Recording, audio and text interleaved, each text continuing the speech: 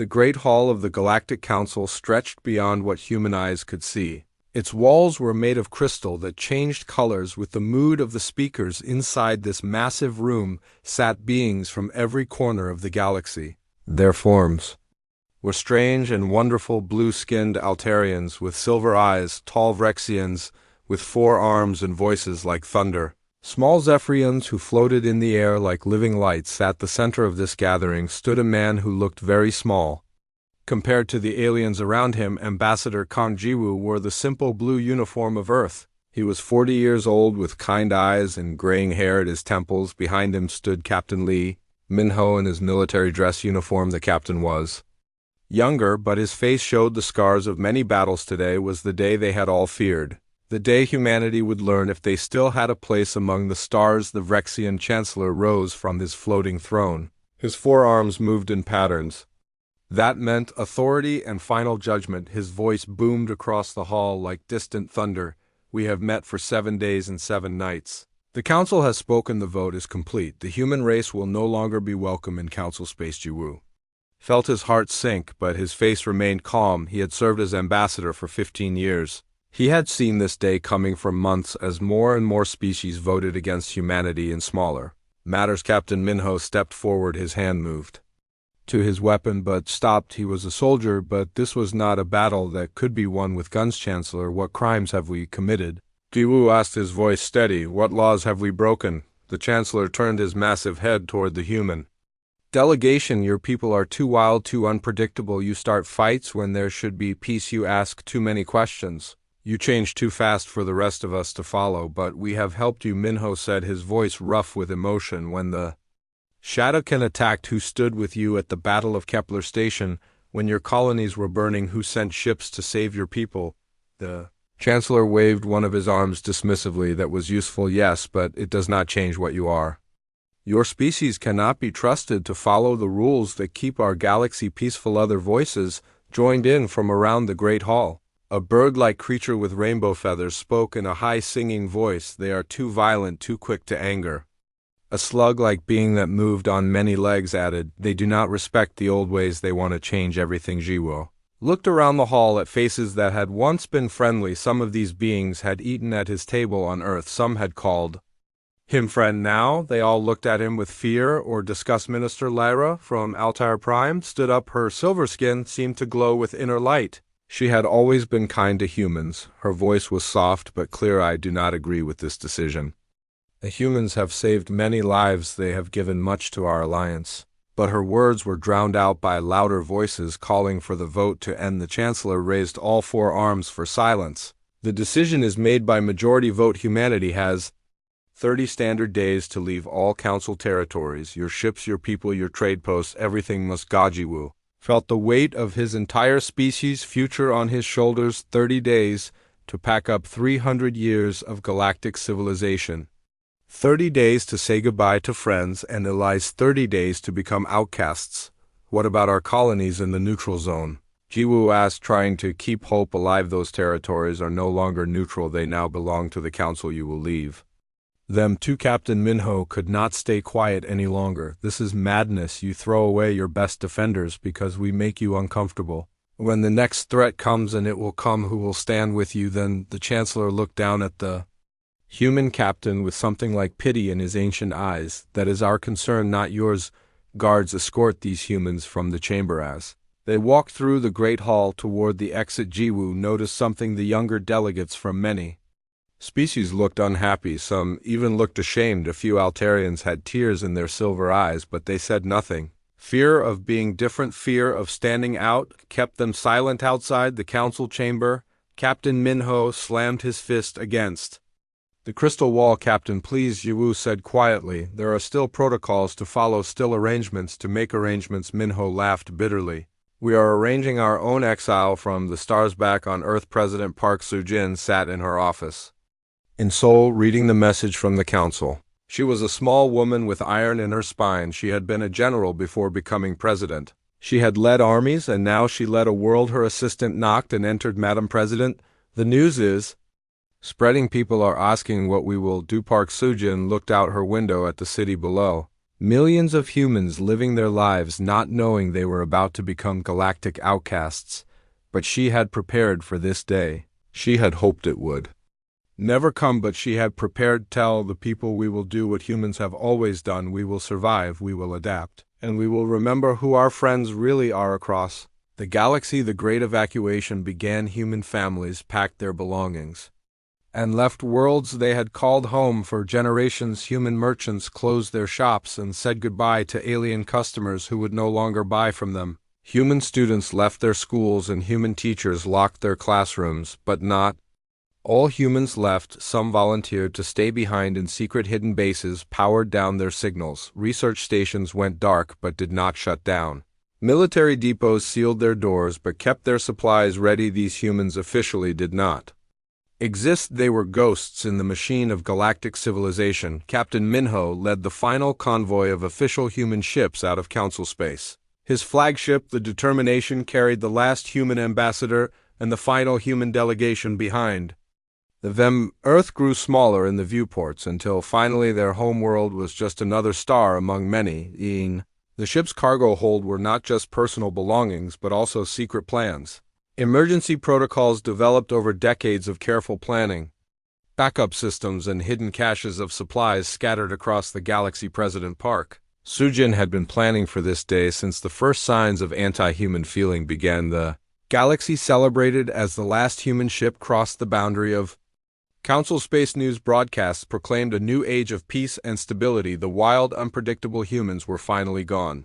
Now there would be order. Now there would be combat in the dark spaces between stars. Things were stirring, ancient things that had been sleeping for millions of years, things that fed on the energy of living worlds, things that had been waiting for the galaxy to lower its defenses. The humans were gone, but they had not gone far. In the empty systems beyond the galactic rim, they began to build new colonies. Rose from nothing. New fleets took shape in secret shipyards and in hidden laboratories. Human scientists worked on projects that would have made the Council very nervous indeed. 3 years past, the galaxy enjoyed its peace. The Council congratulated itself on solving the human problem.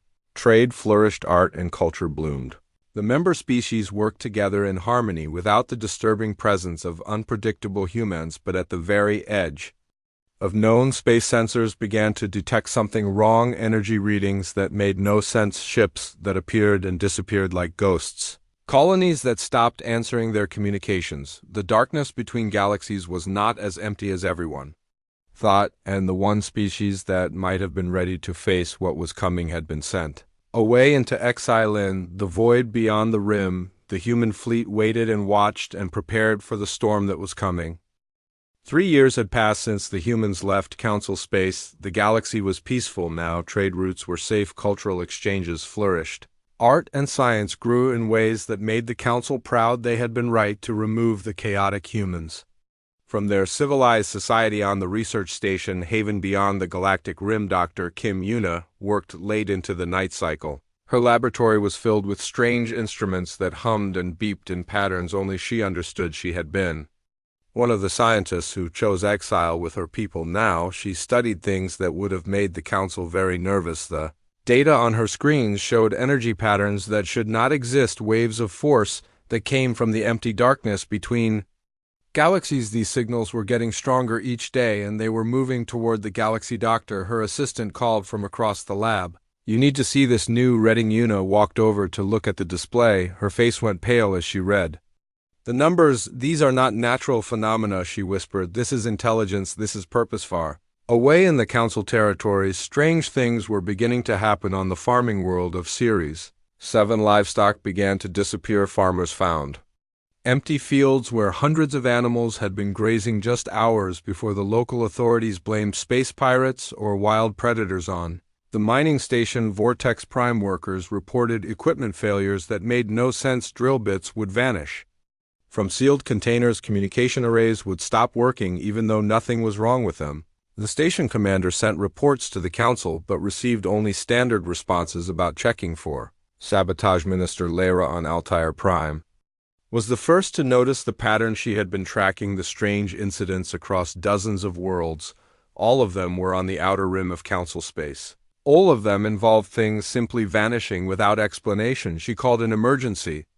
Meeting with her science advisors, the reports make no sense, she said, spreading holographic displays across the conference table. How does a mining drill disappear from a locked room? How do 500 cattle vanish from a fenced field? Her chief scientist Dr. Kevotani studied the data with growing concern. Minister, I have seen similar patterns before in our historical records. When the Devourers came to the Andromeda Galaxy 3 million years ago, the Devourers were legend ancient beings that consumed entire galaxies before moving on to the next. The story said they came from the void between stars and left nothing behind but empty space. That is impossible, Lyra said. Those are just old stories used to frighten children. Dr. Otani shook his head. The energy signatures match exactly, Minister. I believe something is testing our defenses, something that feeds on matter and energy. Meanwhile, in the human exile fleet, Admiral Choi Wansik received Dr. Yuna's report with grim understanding. He had been a soldier for 40 years. He knew the signs of an approaching enemy. The galaxy was about to face something terrible, and they had sent away their best defenders. Captain Minho led scouting missions to the edge of known space. His ship, the Defiance, was equipped with the most advanced sensors humanity had ever built. What they found in the darkness made even hardened soldiers afraid. The creatures came from between dimensions. They were not fully in normal space, but not completely outside it either. They moved through the void like living shadows, consuming everything they touched. Stars went dark, planets became empty husks. Even space itself seemed to bend around them. Sir, Captain Minho reported to Admiral Choi, we have visual contact with the lead elements. They are not ships as we understand them. They are something else entirely. The images he transmitted showed shapes that hurt to look at, directly geometric forms that seemed to exist in more dimensions than the eye could process. They moved without engines, phased through solid matter at will. Most terrifying of all, they seemed to grow larger with each world they consumed. Admiral Choi called an emergency meeting of the human leadership. President Park Seo-jin joined the conference from her flagship, the New Earth. Her face was grave as she studied the intelligence reports. How long do we have? She asked. Dr. Yuna answered from her research station. Based on their current speed and the pattern of their advance, 6 months, maybe less, before they reach the inhabited systems. And the Council still does not know? Admiral Choi asked. Captain Minho shook his head. They are dismissing the reports as equipment failures or pirate attacks. They refuse to believe the threat is real. President Park Seo-jin was quiet for a long moment. Then she spoke in a voice that carried the weight of command. We have a choice. We can watch the galaxy burn, or we can act. The Council cast us out, but these are still our friends and neighbors facing extinction. What are your orders? Admiral Choi asked. Continue monitoring the enemy, begin preparations for combat operations, and send a message to Minister Lyra on Altair Prime. Tell her we are watching. Tell her we remember our debts. The message reached Lyra 3 days later, transmitted through secret channels that had remained open despite the exile. She read it alone in her private office, tears streaming down her silver face. The humans were still watching, still protecting, still ready to fight for people who had rejected them. But would it be enough? The things coming from the darkness were unlike anything the galaxy had ever faced. They consumed worlds like humans ate fruit. They moved through space like ghosts through walls. They seemed to exist partially outside reality itself. The first major attack came without warning. The colony world of Kepler 7 simply vanished from all sensors. One moment it was there with 3 million inhabitants. The next moment there was empty space and a feeling of wrongness that made psychic species scream across light years. The Council emergency session that followed was chaos. Species representatives shouted accusations, demanded explanations, proposed theories that made no sense. The Vrexian Chancellor maintained that this was a natural disaster, perhaps a stellar collapse or dimensional anomaly, but some council members were beginning to understand. Minister Lyra stood before the assembly, her voice carrying across the great hall. This is not a natural phenomenon. This is an attack. We are facing something that consumes entire worlds, and we are not prepared. The Chancellor dismissed her concerns with a wave of his forearms. You panic over nothing. These are isolated incidents. Nothing more, but deep in the void between stars, the shadow entities, as humanity had named them, continued their advance. They had tested the galaxy's defenses and found them wanting. Now they prepared for the feast that would consume an entire civilization. The irony was not lost on the human observers. The galaxy that had cast them out for being too dangerous now faced a threat that made humanity's worst impulses look like children's games. The real war was about to begin. The first real attack came on a Tuesday. According to Earth time, the peaceful farming world of Series 7 was having its morning harvest festival when reality itself began to tear apart. Children were playing in the fields when the sky turned black. Not with clouds, but with something that made the mind refuse to understand what it was seeing. The world simply stopped existing. One moment there were 3 million souls living their lives. The next moment there was empty space and silence. The kind of silence that makes psychic species scream across light years in the council chambers on Galactic Prime. The emergency session was pure chaos. Representatives from 47 species shouted at each other in languages that made the translation. Computers smoked, some demanded explanations, others proposed theories that made no sense. The Vrexian Chancellor stood before the assembly, his forearms raised for silence. "This is clearly a natural phenomenon," he declared, his voice booming across the Great Hall. "Perhaps a stellar collapse or dimensional anomaly," but Minister Lyra from Altair Prime was no longer willing to stay quiet. She had been tracking the strange incidents for weeks, and she knew this was no accident. "Minister," she called out, her silver skin glowing with anger. "This was an attack. Something consumed an entire world and left nothing behind." The Chancellor looked down at her with irritation. "You panic over isolated incidents. Minister, there is no evidence of any coordinated assault." Kim Yuna watched the council broadcasts from her hidden research station beyond the galactic rim. Her team had been monitoring the energy signatures all night. The readings were unlike anything in their databases. "They are testing us," she said to her assistant. "These entities are learning our response times, our military capabilities. They chose an isolated world to see how we would react." Captain Minho received the same data aboard his stealth ship, the Defiance. He had been shadowing the shadow entities for months, watching their movements, learning their patterns. What he saw made his blood run cold, sir, his communications officer reported.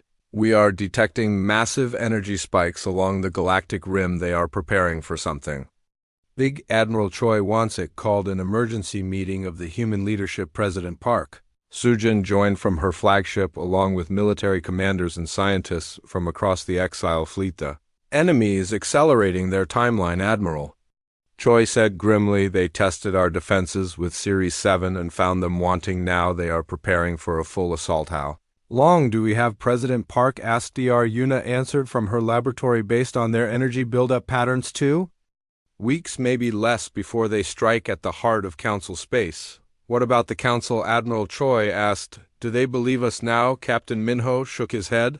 "They are still calling it natural disasters or equipment failures." The Chancellor refuses to admit the threat is real. "The second attack proved humanity right." The shadow entities struck at the very center of Vrexian space, targeting their primary military shipyard at Vortex Station. The battle, if it could be called that, lasted exactly 17 minutes. The human observers watched in horror as 30,000 beings died in ways that defied understanding.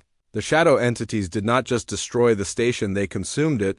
The metal itself seemed to scream as it was devoured by writhing darkness that grew stronger with each bite. The creatures moved through space without engines, phased through solid matter at will, and worst of all, they seemed to enjoy the fear of their victims. The survivors spoke of whispers in the darkness, voices that promised release from the burden of existence.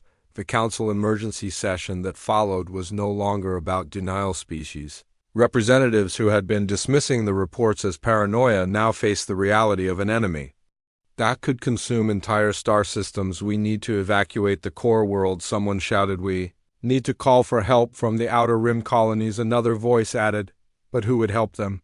The only military force that might have been ready for this kind of enemy had been sent away into exile. Minister Lyra stood before the assembly, her voice carrying across the Great Hall. "Despite the chaos, I propose we contact the human exile fleet. They have been monitoring this threat. They may have solutions we have not considered." The Chancellor raised his forearms in anger. "Absolutely not. We will not beg for help from the very species we rightfully expelled." "Then, what do you propose?" Lyra shot back. "How do we fight an enemy that exists partially outside Reality itself, the third attack answered that question in the most terrible way possible. The shadow entities descended upon the beautiful garden world of Zephyr, prime home to the peaceful floating creatures who had helped vote humanity into exile, but they did not simply destroy the world, they perverted it. The planet's surface was twisted into geometric patterns that hurt to look at directly. The floating cities were pulled down and reshaped into monuments to hunger and despair. The few survivors who escaped spoke of changes that went beyond physical destruction. They talked about the planet's very essence being consumed, about colors that no longer existed and sounds that had been eaten by the darkness. Captain Minho led a reconnaissance mission to the ruined world. His crew was made up of volunteers who knew they might not return. What they found there would haunt them for the rest of their lives. The shadow entities had not just consumed the matter and energy of Zephyr Prime, they had consumed its history, its culture, its very meaning. The planet still existed, but it was empty of everything that had made it special, sir. The ship's scientist reported, his voice shaking. They are not just destroying civilizations, they are erasing them from existence entirely. Every record, every memory, every trace that these people ever lived is being consumed. Minho stared at the twisted landscape below. This was not war, this was something far worse. This was the end of everything back in Council. Space panic was spreading faster than the shadow entities themselves.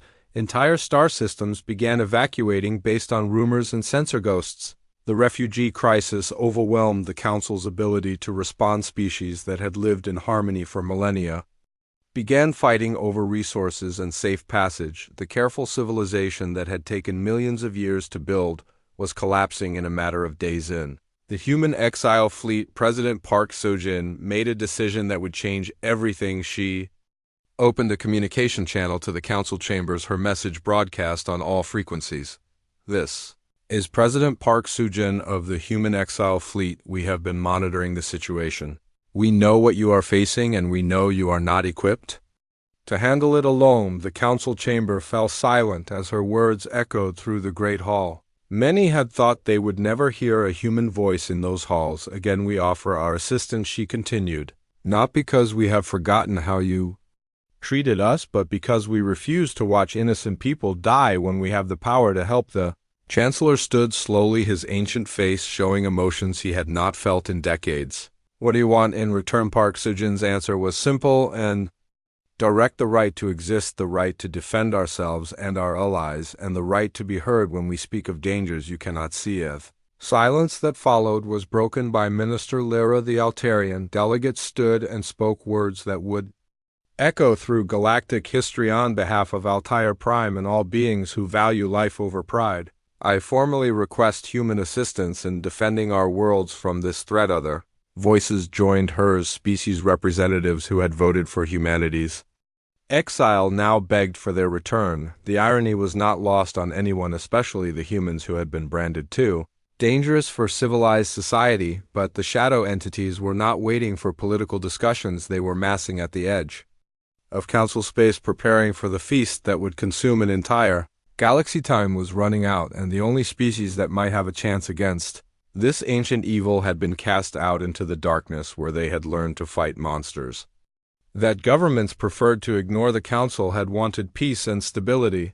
They had gotten exactly what they asked for, right up until the moment when peace became extinction and stability became the silence of empty worlds. Now they needed the one thing they had thrown away: the chaotic, unpredictable, dangerous humans who refused to accept that some battles could not be won.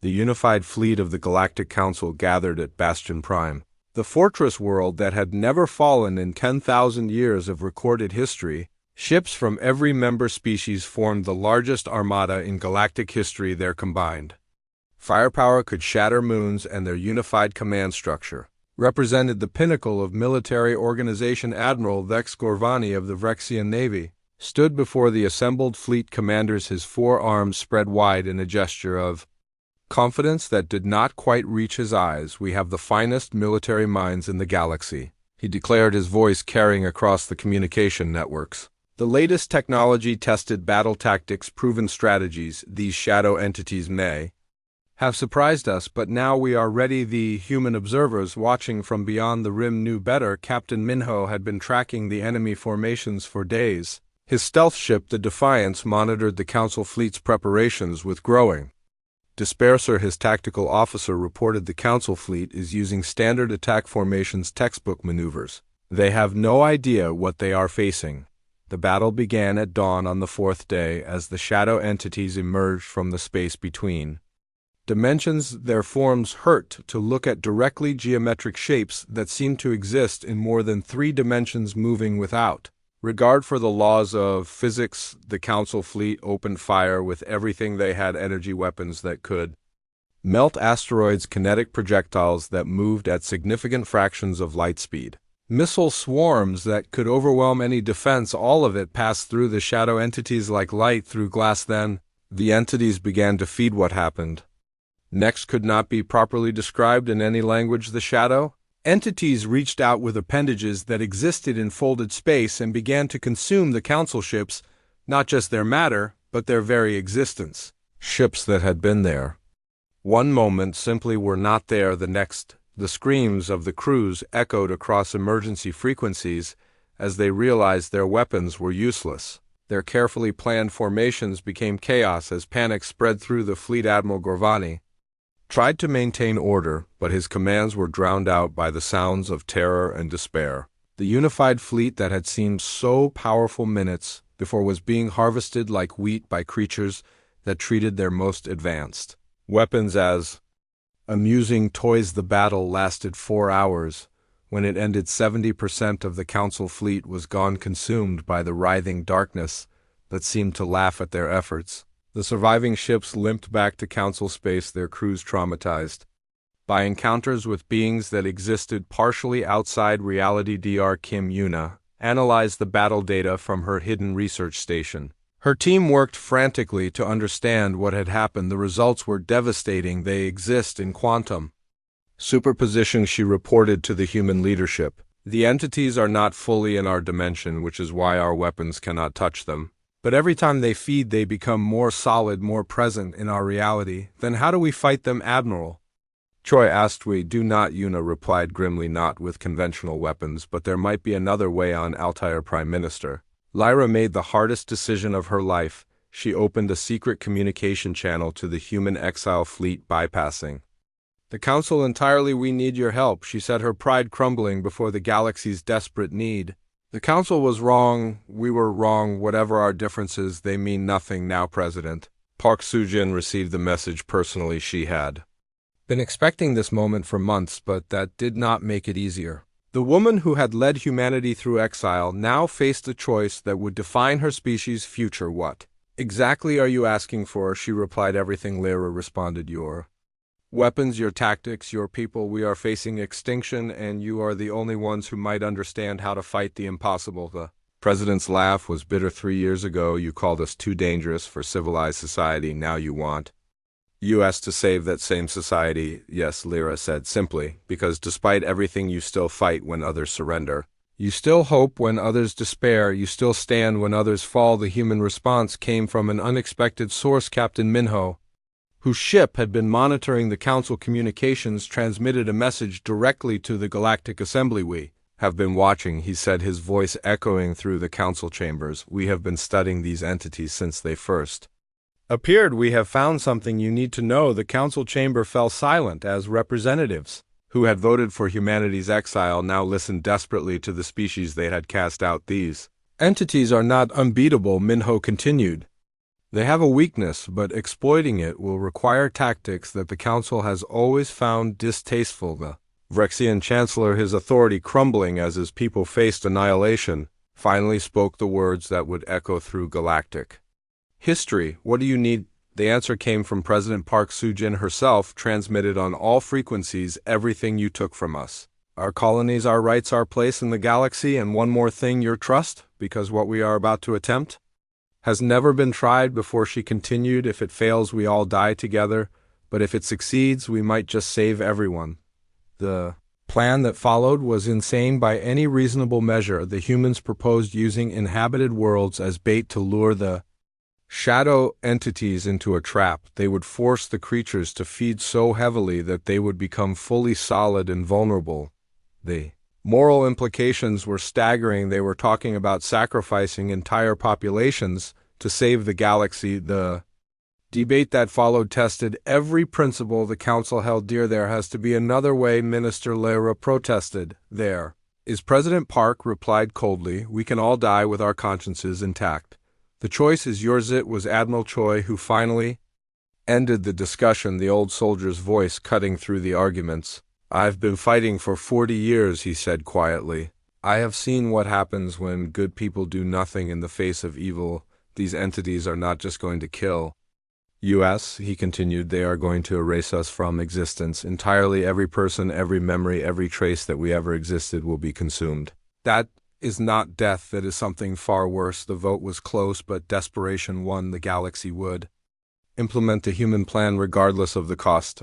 Preparation phase was a nightmare of logistics and moral compromise. Volunteer worlds offered themselves as bait. Their populations evacuated to hidden locations while automated systems maintained the illusion of normal activity. The human fleet worked alongside Council forces for the first time in 3 years. Their unconventional tactics caused constant friction with traditional military hierarchies, but slowly the two forces began to merge into something new. They are insane, Admiral Gorvani muttered after watching human pilots execute maneuvers that violated every safety protocol in the book. Yes, Captain Minho agreed. That is exactly why this might work. As the trap was prepared, the shadow entities continued their advance, consuming world after world with increasing hunger.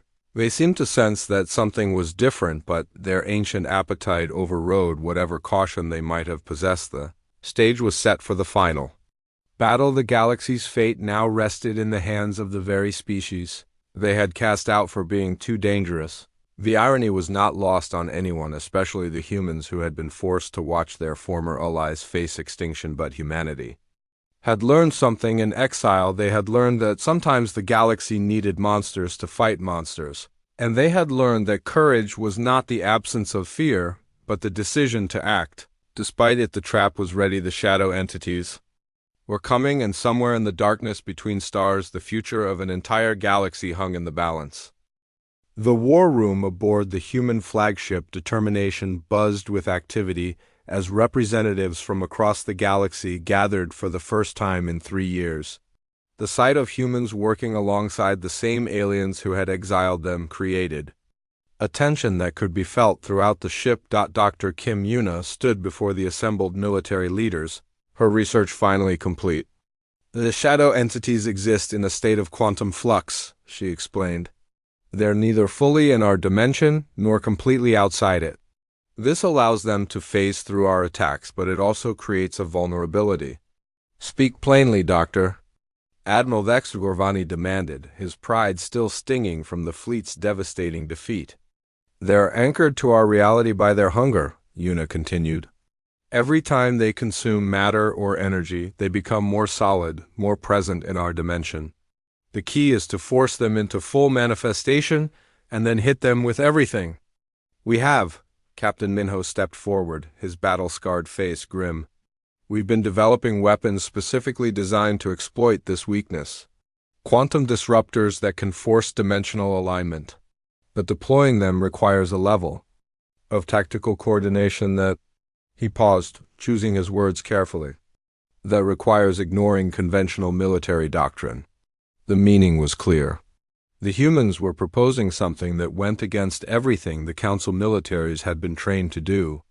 They were suggesting chaos, unpredictability, and controlled insanity as weapons of war. President Park Soo-jin entered the room, her presence commanding immediate attention. The plan is simple in concept, complex in execution. We bait the shadow entities into a massive feeding frenzy, force them into our reality, and then destroy them with concentrated firepower. But it requires using inhabited worlds as bait. The silence that followed was deafening. The moral implications were staggering. They were talking about sacrificing entire populations to save the galaxy. There has to be another way, Minister Leravos protested. There is, President Park replied, coldly. We can all die with our consciences intact. The choice is yours. The debate that followed tested every principle the council held dear. For hours, representatives argued about ethics, alternatives, and the unthinkable cost of victory. It was Admiral Choi who finally ended the discussion. "I've been a soldier for 40 years, he said quietly.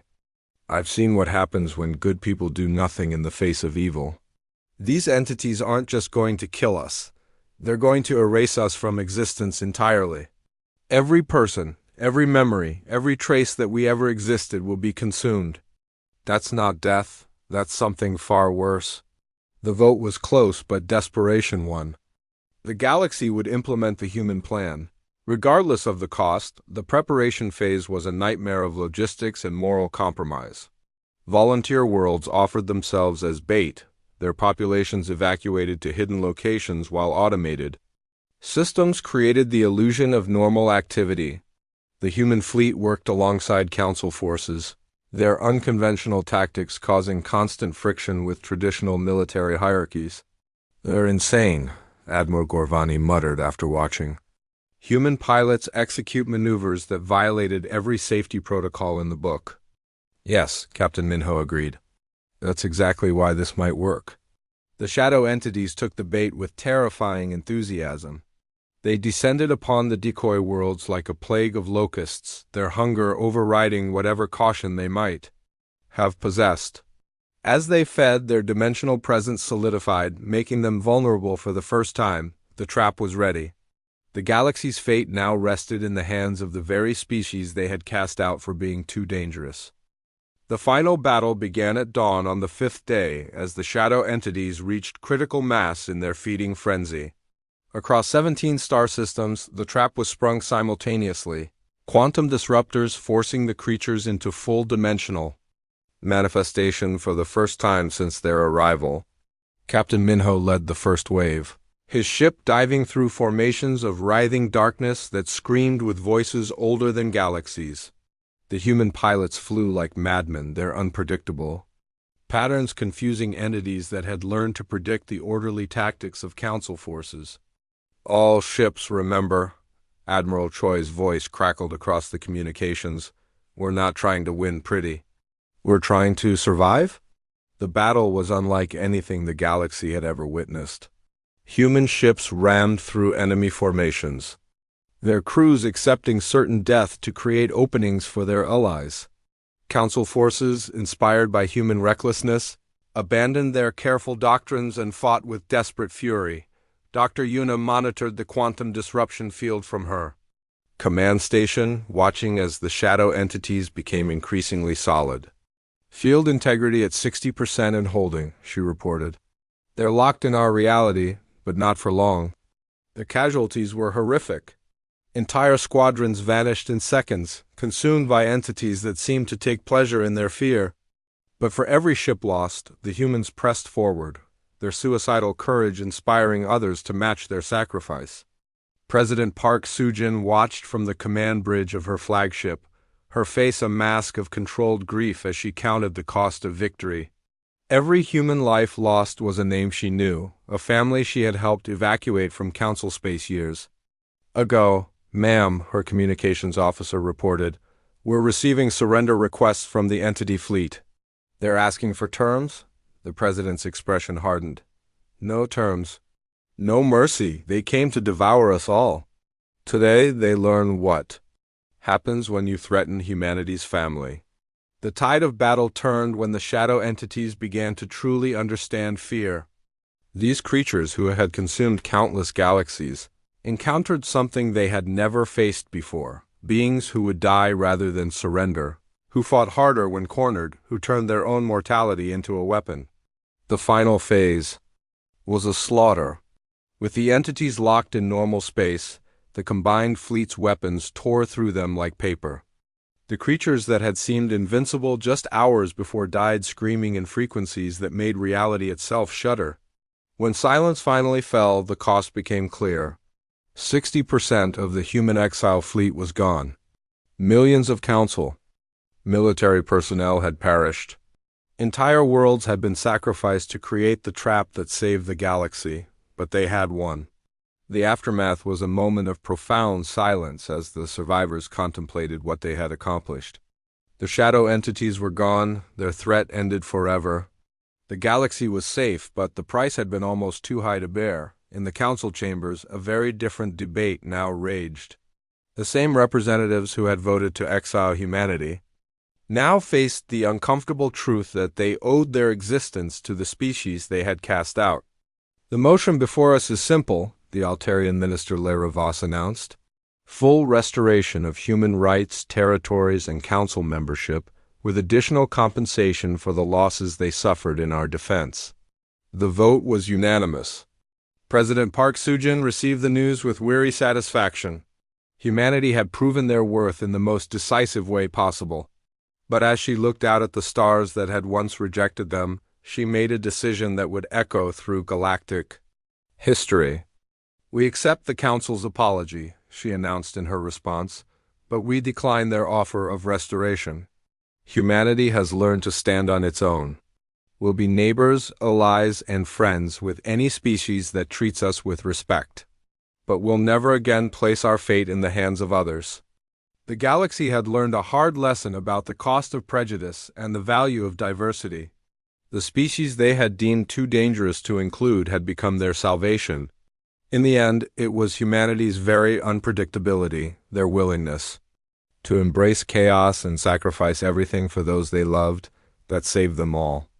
And in the depths of space, where the shadow entities had once lurked, there was only silence and the promise of a new beginning.